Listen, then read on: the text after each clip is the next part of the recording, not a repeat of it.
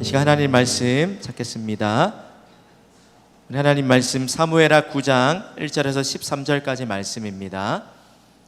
사무엘하 9장 1절에서 13절까지 말씀입니다. 구약성경 사무엘하 9장 1절에서 13절.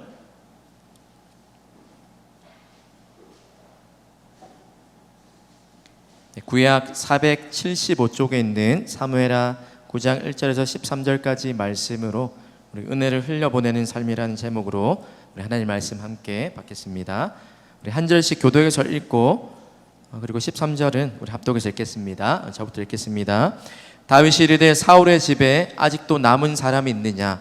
내가 요나단으로 말미암아 그 사람에게 은총을 베풀리라 하니라. 사울의 집에는 종 한 사람이 있으니 그의 이름은 시바라.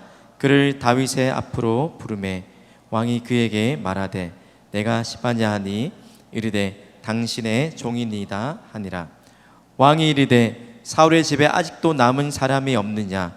내가 그 사람에게 하나님의 은총을 베풀고자 하노라 하니 시바가 왕께 아뢰되 요나단의 아들 하나가 있는데 다리 저는 자니이다 하니라. 왕이 그에게 말하되 그가 어디 있느냐 하니 시바가 왕께 아뢰되 로드발 암멜의 아들 마길의 집에 있나이다 하니라. 다윗 왕이 사람을 보내어 로드발 암멜의 아들 마길의 집에서 그를 데려오니 사울의 손자 요나단의 아들 무비보셋이 다윗에게 나와 그 앞에 엎드려 절하매 다윗이 이르되 무비보셋이여 하니 그가 이르기를 보소서 당신의 종이니이다. 다윗이 그에게 이르되 무서워하지 말라. 내가 반드시 내 아버지 요나단으로 말미암아 내게 은총을 베풀리라. 내가 내 할아버지 사울의 모든 밭을 다 내게 도로 주겠고 또 너는 항상 내 상에서 떡을 먹을지니라 하니 그가 절하여 이르되 이 종이 무엇이기에 왕께서 죽은 개 같은 나를 돌아보시나이까 하니라. 왕이 사울의 시종 시바를 불러 그에게 이르되 사울과 그의 온 집에 속한 것은 내가 다 내 주인의 아들에게 주었노니 너와 내 아들들과 내 종들은 그를 위하여 땅을 갈고 거두어 내 주인의 아들에게 양식을 대주어 먹게 하라. 그러나 내 주인의 아들 무비보셋은 항상 내 상에서 떡을 먹으리라 하니라. 시바는 아들이 15명이요 종이 20명이라. 시바가 왕께 아뢰되 내 주 왕께서 모든 일을 종에게 명령하신 대로 종이 준행하겠나이다 하니라. 무비보셋은 왕자 중 하나처럼 왕의 상에서 먹으니라. 어린 아들 하나가 있으니 이름은 미가더라. 시바의 집에 사는 자마다 무비보셋의 종이 되니라. 함께 읽겠습니다. 무비보셋이 항상 왕의 상에서 먹음으로 예루살렘에 사니라. 그는 두 발을 다 절더라. 아멘. 네, 여러분 어제 또 늦게까지도 물품 정리하고 또 한다고 수고 많았는데 잘 쉬었는지 모르겠어요. 또 우리 수련회 참석한 지체 말고도 특별히 봉사한 지체들 한 3주간 계속 그쵸?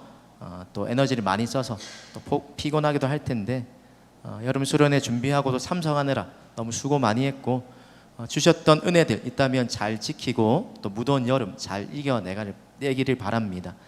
수련회 폐예배 하면서 나눴던 것처럼 다시 이제 우리가 일상의 자리로 돌아왔습니다. 평범한 일상의 자리에서 우리가 또 받은 은혜를 지켜나가고 또 해야 할 것 바로 매일매일에 똑같이 굴러가는 그 다람쥐 쳇바퀴 같은 일상 속에서 에녹처럼 대단한 업적을 이루거나 특별한 일을 한 것이 없다 할지라도 하나님이 우리에게 맡기신 삶의 자리에서 하나님과 늘 동행하는 것 바로 그 하나님과 동행하기 위해서 또 특별한 순간에 특별한 은혜뿐만 아니라 평범한 삶의 자리에서 하나님이 우리에게 세미하게 말씀하시는 음성을 듣기 위해서 그 음성을 듣고 하나님 앞에 또 우리의 시선을 발걸음을 맞추기 위해서 또 하나님 앞에 나아가는 그 삶이 지속되길 바랍니다.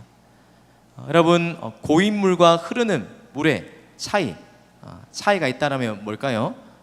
고인물 그렇죠. 네, 뻔한 너무나 잘 아는 그렇죠. 우리 잘 아는 감사해요. 우리 유리가 잘 대답해줘가지고 그렇죠. 수련회 때도 이렇게 잘 대답해줘가지고 네, 또 강사님이 잘 이렇게 협조해 주셨는데 그렇죠. 너 뭐 물어보나 마나 다 아는 질문이에요. 여러분 고인물은 고여만 있으면 아무리 맑은 물을 할지라도 시간이 지나면 어느 순간 지나고 나면 썩게 되지만 흐르는 물은 썩지 않고 계속해서 흘러 가게 되면서 그것들이 썩지 않게 된다는 겁니다. 그럼 마찬가지로 물뿐만이 아니라 물이 계속해서 흐르지 않고 고이면 썩는 것처럼 우리가 하나님의 은혜 또한 그러하다는 겁니다. 우리가 하나님의 은혜를 구하는 목적, 하나님께 회복의 은혜를 달라라고 간구하는 그 목적이 나만을 위하여서 나의 가정, 내 삶의 어떤 문제, 나와 관련된 그것만을 위하여서 은혜를 구하고 있다라면, 또 그 받은 은혜를 우리의 삶만을 위하여 향하고 있다라면 우리의 믿음이 결코 건강하지 못하게 된다는 겁니다. 왜 그렇습니까? 자기만 은혜 받고 누리는 삶을 사는 게 아니라 하나님이 우리에게 원하시는 삶, 오늘 설교의 제목처럼 받은 은혜를 다시 누군가에게 흘려보내는 삶을 살게 될 때 흘러가는 물이 고이지 않고 썩지 않고 그렇게 쭉 흘러가는 것처럼 우리의 믿음도 건강한 믿음을 유지할 수 있다는 겁니다. 그런 의미에서 오늘 구약에 그런 삶을 살았던 대표적인 인물이 오늘 본문에 나오는 다윗 왕입니다. 오늘 본문은 다윗이 온 이스라엘의 왕이 된 이후의 이야기를 적고 있는 그런 시기의 이야기예요. 앞에 보면 나라가 이제 왕이 되어서 내외적으로 많이 튼튼해지고 안정을 되찾아가고 있는 그쯤의 이야기라는 겁니다. 왕으로서 이제 관료 조직들을 세워가고 수많은 통치할 그 기반들을 갖추어가고 있을 때 벌어졌던 한 사건이 오늘 사무엘하 9장의 이야기입니다. 수많은 이야기가 있지만 8장 6절과 14절을 보면 다윗의 이런 왕으로서 세워져가는 가정에 하나님께서 다윗이 어디로 가든지 여호와께서 이기게 하셨다, 승승장구하는 이런 모습을 성경이 보여주고 있어요. 그럼 다윗이 왕이 되었어요. 그럼 대통령이 새로 부임하면 하게 되는 일이 뭡니까? 다른 수많은 일들을 하기 전에, 자신이 원하는 것들을 하기 전에 가장 먼저 하는 일이, 그렇죠? 자기와 함께 일할 사람들을 새롭게 뽑고 인사권들을 새롭게 조정하는 거예요. 자신의 국정 운영 방향에 맞출 수 있는 그런 사람들을 곁에 두려고 반대되고 걸림돌이 될 만한 사람들은 이렇게 물갈이하고 새롭게 사람들을 세워 나간다는 겁니다. 여러분, 이 다윗 시기에 그 고대 근동의 왕들도 마찬가지였어요. 지금 시대보다 더 심하게 자신의 사람들을 주변에 두려고 왕이 새로 바뀌면 자신의 사람이 아닌 사람들, 걸림돌이 될 사람들, 특별히 이전 왕과 그리고 왕의 친척과 가족들, 그렇죠? 친인척 모두를 다 죽이는 일들을 먼저 했다는 겁니다. 그래서 우리가 씨를 말린다라고 표현한 것처럼 무자비하게 이전의 왕들과 관련된 사람들을 숙청하는 그런 일들을 했던 시대가 바로 이 다윗이 있었던 그 시대였습니다. 절대로 자비를 베풀지 않았던 시대였다는 겁니다. 그런 시대 속에서, 또 그런 문화 속에서, 그런 분위기 속에서 세상을 거슬러 가면서 살았던 믿음의 사람이 오늘 다윗 왕이었어요. 왜 다윗 왕은 그런 시대 분위기에 휩쓸리지 않고 편승하지 않고 왜 다른 삶을 살았습니까? 다윗의 이름의 뜻을 보면 하나님께 사랑받는 자라는 이름의 뜻이에요. 또 그의 별명처럼 우리가 잘 아는 그의 별명이 하나님께 마음이 합한 자라고 불리는 것처럼 그의 이름과 별명을 통해서 유추해 본다라면 바로 하나님의 은혜를 많이 경험한 사람, 자신의 삶을 살아오면서 평생 동안 다윗이 시편 23편에 나의 평생의 인자하심과, 그렇죠? 하나님의 그 은혜 베푸심이 영원하다라고 고백했던 것처럼 하나님의 은혜를 많이 경험한 그 사람이 다윗이었다는 겁니다. 그리고 어떤 은혜를 경험했습니까? 여러분 성경을 가지고 앞장 한 장 한 장을 넘겨서 7장을 보면 7장 8절부터 16절까지를 보면 하나님이 다윗에게 어떤 은혜를 베푸셨는지를 설명하고 있어요. 흔히 사무엘하 7장을 보고 다윗 언약이다라고 그렇게 부르는 본문인데, 그럼 7장의 내용을 여러분 눈으로 한번 8절부터 보세요. 8절부터 보면 그러므로 이제 내 종 다윗에게 이와 같이 말하라. 만군의 여호와께서 이와 같이 말씀하시기를 내가 너를 목장 곧 양을 따르는 데에서 데려다가 내 백성 이스라엘의 주권자로 삼았다. 하나님께서 다윗을 선택하셔서 수많은 왕이 될 후보들이 있었지만 그 사람들을 제쳐두고 하나님 마음에 합한 이 다윗을 하나님께서 강권적으로 이스라엘의 목자로, 왕으로, 주권자로 삼아 주셨다는 겁니다. 그리고 9절에 보면 가는 모든 곳에 함께 하셔서 모든 원수들을 다 멸해 주시는 것들, 또 9절 하반절에 보면 이 땅에서 그렇죠, 위대한 자들의 이름같이 다윗의 이름을 위대하게 만들어 주시겠다라고 약속하셨습니다. 또 11절에 보면 하반절에 여호와가 또 내게 이르노니 여호와가 너를 위하여 집을 짓겠고, 하나님의 집을, 성전을 짓겠다라고 그렇게 하나님께 말했던 다윗에게 오히려 하나님께서 역으로 다윗에게 너를 위하여 집을 지어주겠다라고 그렇게 말씀하셨어요. 그럼 또 15절과 16절 말씀을 우리 같이 한번 읽습니다. 7장 15절 16절 말씀 화면 한번 띄우시고, 또 성경책에 있는 우리 지체들은 성경책을 보고 7장 15절 16절을 같이 한번 읽습니다. 시작. 내가 내 앞에서 물러나게 한 사울에게서 내 은총을 빼앗은 것처럼 그에게서 빼앗지는 아니하리라. 내 집과 내 나라가 내 앞에서 영원히 보존되고 내 왕위가 영원히 경고하리라 하셨다 하라. 그렇죠? 다윗 언약의 대표적인 언약. 하나님께서 다윗을 위하여 집을 지으시고, 또 다윗이 그가 잘하든 잘못하든 상관없이 다윗에게 한 번 베풀어 주셨던 그 은혜, 주셨던 그 약속이 결코 꺾이지 않는다는 것, 결코 그것이 없어지지 않는다는 거예요.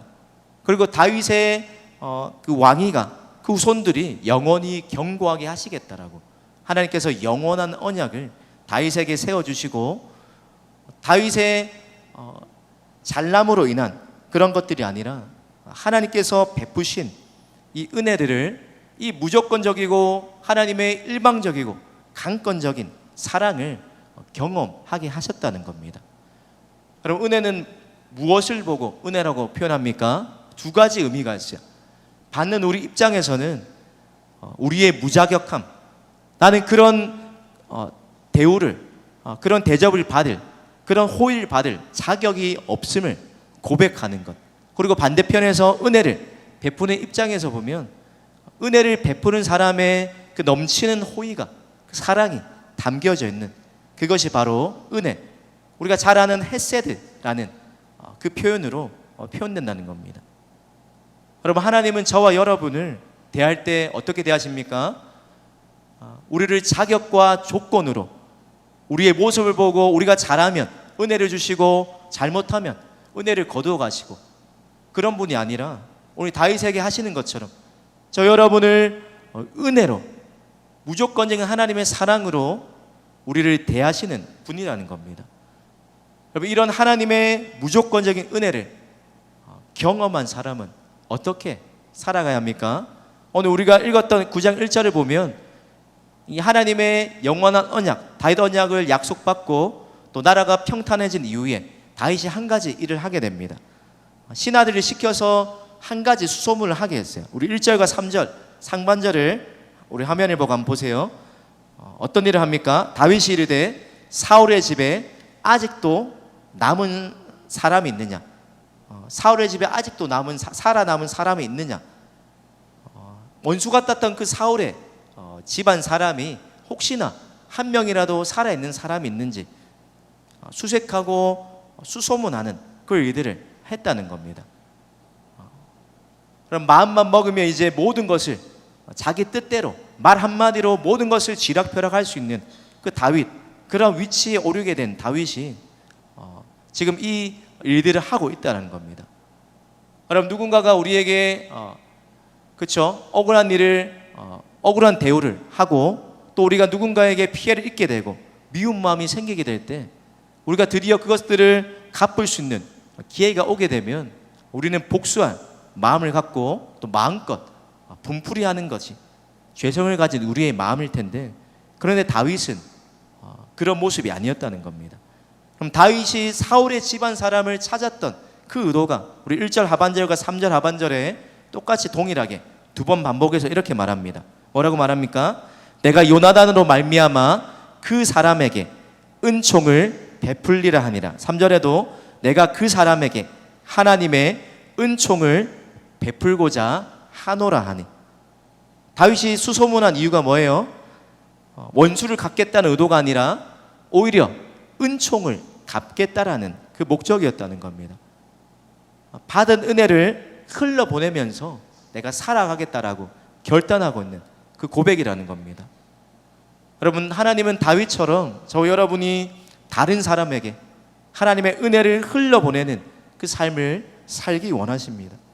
하나님께 받은 사랑을 그 사랑에 필요한 누군가에게 나타내고 전달하는 축복의 통로로 우리의 삶을 살아가기 원하신다는 겁니다. 은혜가 없고 은혜를 모르는 이 치열한 세상 속에서 하나님께서 우리가 먼저 은혜를 경험하게 하신 그 이유, 그 목적, 우리가 받았던 그 무조건적인 사랑을 동일하게 흘러보내고 나타내는 삶을 살기 원하시기 때문이라는 겁니다. 왜 그렇습니까? 우리도 하나님 앞에서 무비보셋과 같은 그런 존재였기 때문이라는 겁니다. 그럼 사울의 종이었던 시바가 다윗 왕에게 나와서 다윗이 수소문한 대로 사울의 집안 사람 중에 살아남은 사람이 하나 있다라고 알려줬어요. 그런데 그 사람이 다리를 저는 사람이라고 말합니다. 그리고 다윗이 불러와서 드디어 대면하게 되었어요. 여러분, 요나단의 마음이 어땠을까요? 다윗의 이 고백에 나오는 것처럼 왜 나를 부를까? 왜 가만히 잘 살고 있는 나를 원수의 집안에서 왜 나를 부를까 하는 내가 불려가서 어떤 일을 당할까 하는 그런 불안하고 두려운 마음이 있었을 거예요. 근데 그때 요나단에게 다윗이 이렇게 이야기합니다. 우리 7절 말씀입니다. 다윗이 그에게 이르되 무서워하지 말라. 내가 반드시 내 아버지 요나단으로 말미암아 내게 은총을 베풀리라. 내가 내 할아버지 사울의 모든 밭을 다 내게 도로 주겠고 또 너는 항상 내 상에서 떡을 먹을지니라 하니. 그러면 전혀 기대하지도 않았던 또 생각지도 못한 뜻밖의 은혜를 다윗을 통해서 입게 되었습니다.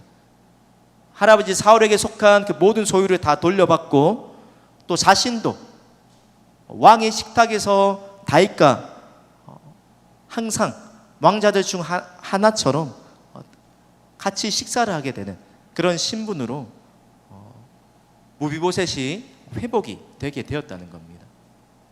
그럼 하나님은 무비보셋처럼 몰락해가는, 망해가는 인생을 할지라도 또 주변에 아무도 도와줄 사람이 없는 무비보셋처럼 두 발을 절고 살아갈 소망이 끊어진 그 인생이라 할지라도 우리에게 동일하게 이렇게 말씀하세요.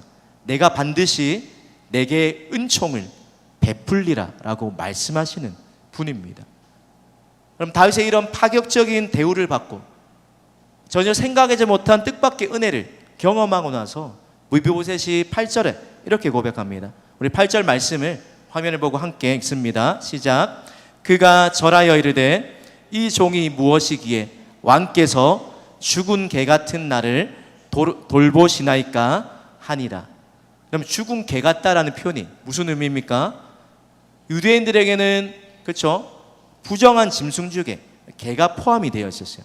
그럼 그런데 개만으로도, 그 개라는 표현만으로도 부정한데 앞에 죽은 개 하면 더 그렇죠, 혐오스럽고 더 취급을 하지 않는 그런 대상처럼 느껴지게 하는 표현이라는 겁니다.